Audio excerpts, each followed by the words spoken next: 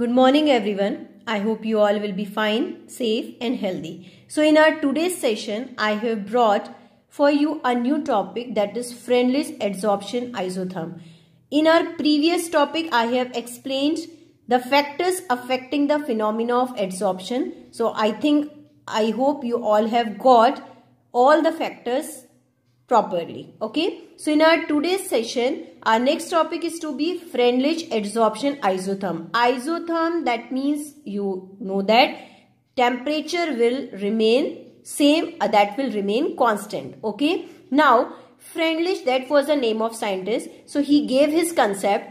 Freundlich gave an empirical relationship between the quantity of gas adsorbed by a given amount of solid adsorbent surface and pressure at a particular temperature. Okay, so he gave a relationship between the extent of adsorption, especially in terms of gases. Suppose your surface means adsorbent is solid and the particle which are entering on the surface, that will be gases. Okay, and this is to be a solid. So for this, to calculate the extent of adsorption, he gave a mathematical relationship and he showed that extent of adsorption is directly proportional to the pressure raised to the power 1 upon n. N indicates the numbers and P represents the pressure. So as we know that how the solubility of gases increases when the pressure will be increased, and when the gas will easily liquefiable, then it will easily adsorbed on the surface of any adsorbent. Okay,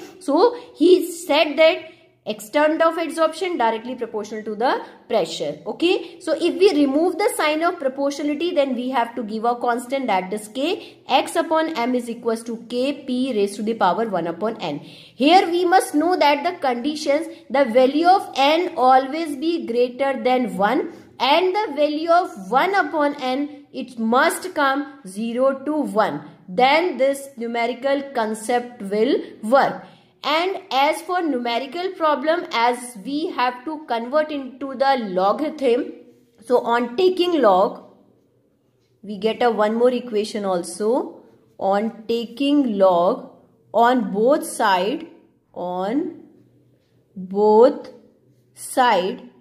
we will get it log x upon m is equal to log k plus 1 upon n can be written first, 1 upon n log p. That numerical relationship we will get it. Okay. Now, so all the terms, what are the term for m, x, I have written for you. Okay. Now the value of k and n are obtained from the graph which is plotted between log x upon m. X upon m is what? This is the extent of adsorption, and the log p. The intercept is equal to the log k and the slope of the graph is equal to 1 upon n. So all the points I have mentioned in a graph, this you have to properly see. If we plot a graph between the log x upon m and the log p, then we get a slope, and the slope will be indicated as 1 upon m n.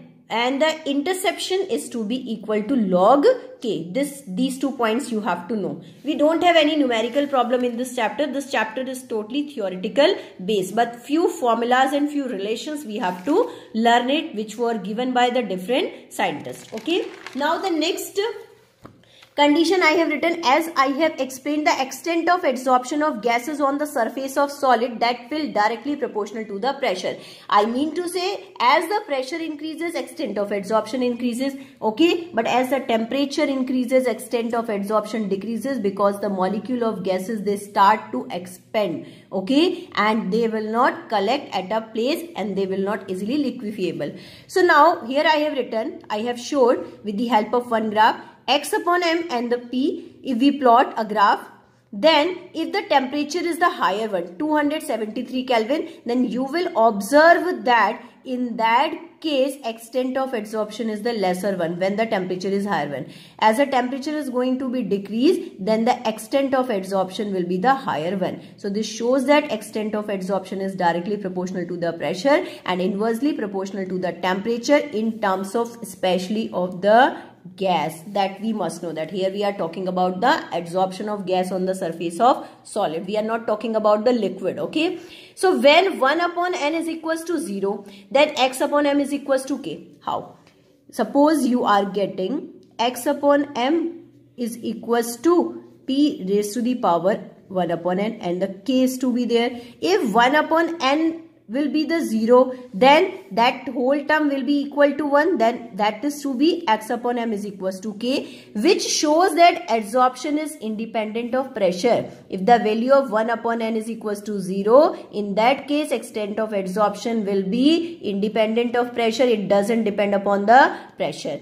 When the value of 1 upon n is equals to 1, if it is to be taken as 1, then that will be equal to, in that case, x upon m is equal to kp. P is to be used here. Okay, so that means adsorption varies directly as the pressure. It depends upon the pressure, but as the pressure keeps on changing, the phenomena of adsorption will also affected. Now, both above observation, which I have written, these two observations have been verified through the experiment. Okay, so these two conditions we have to properly learn in the case of extent of adsorption. Okay, now I have written an important note for you that relates with the Freundlich adsorption isotherm. The experimental isotherm always seems to approach saturation at high pressure. I have taught yesterday what is saturation pressure. It cannot be explained by the Freundlich. Freundlich was not able to explain this term.